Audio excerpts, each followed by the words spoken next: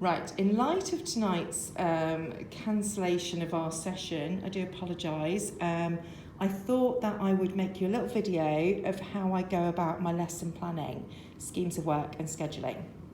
So I start with my wall planner. It goes through the whole academic year, although this year it only started in October. We did start in September, but it didn't come out till October, so they obviously saved, I don't know, pence by not printing September. So it goes through the whole academic year with your holidays, woohoo! And then you'll have things like, so here you can see there's a staff development day on a Monday. So you know that first day in January, you're not going to see your students. So if you only see them on a Monday, then that's obviously 1 week that you are missing. So this is absolutely integral in your planning. To work out how many sessions you've got with a group, how many weeks, how many days, and then what I do, what works for me, might not work for you. You'll find what way works best for you. And don't be afraid to ask your colleagues, see what other people do. But this is my way. I like to put everything on a spreadsheet because I am that spreadsheety person. I'm also very visual. So I plan out, so this group, for instance, the HNCs, I only see on a Friday. So I plot out all the Fridays. Now there is some staff development on a Friday, so there are a couple of weeks that I miss with them. So I work out in real life, real terms, real time, how many sessions I've got, what I'm working with. So put all the weeks out, all the sessions, and then all of the units, etc. I've got to deliver. And from this, I can make a nice little diagram of how long I've got to deliver each one of them and work out the dates. So it's kind of a little bit backwards really, but it, as I say, works for me, might not work for you, give it a go. You can then plug this into your scheme of work. This is the NWSLC approved scheme of work. So then you can work out your weeks down here and what you're going to focus on. Now, I then skip forward to my actual lesson planning. So I tend to do, for most of my sessions, I will do some sort of PowerPoint,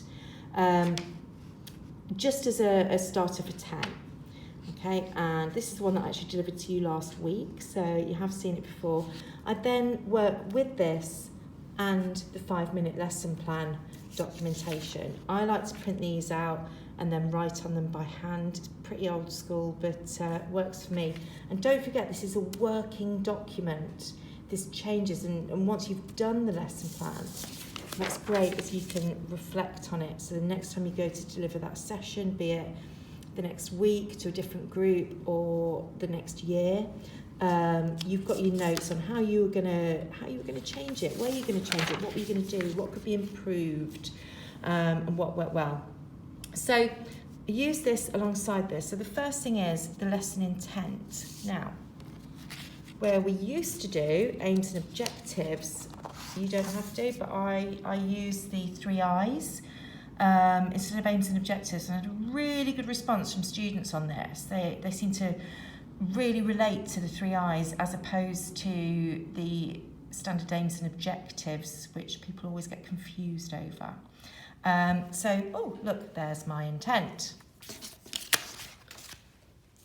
So that goes on the lesson plan for the intent. So last week, you'll remember we looked at the clip of Ian Wright on desert island discs.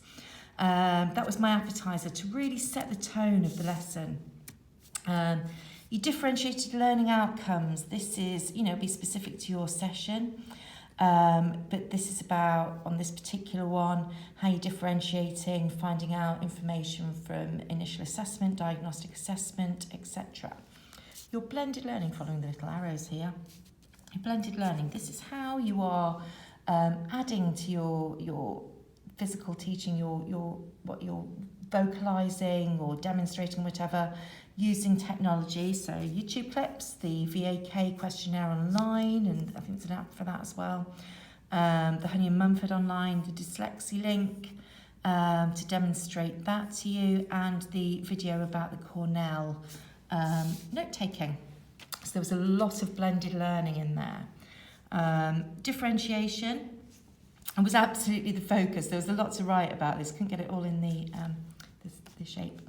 So I've put here that all resources are available as paper-based or electronically on Moodle. So you're really differentiating to different learning styles. The words here, this is how English and maths will be developed in the session. So my intention was, unfortunately we ran over, for us actually to have some practice at doing the 5-minute lesson plan, but you can have plenty of time to do that now. But it was going to be all about the timings of the lesson plan, the scheduling, this over here, and scheme of work planning. There's a huge amount of English and maths in that alone. Then on to assessment checks. Sorry, I've gone the wrong way there. Assessment checks, words and differentiation. Assessment checks. This is how you're going to make sure that learning is actually taking place. Sorry, apologies. It's me reading left to right. Your implementation. These are your activities that you're doing throughout. So we started with the differentiation, the case study. We then looked at doing a flow chart of the initial assessment. And then the intention was to go on with the 5-minute lesson plan practice.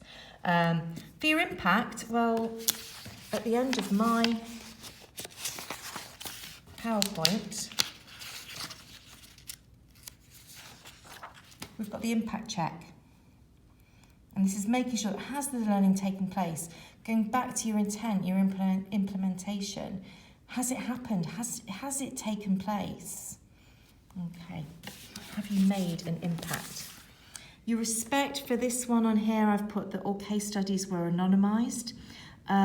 Strategies were embedded throughout the content. So looking at different learning styles, different individual learner progress and individual learning plans.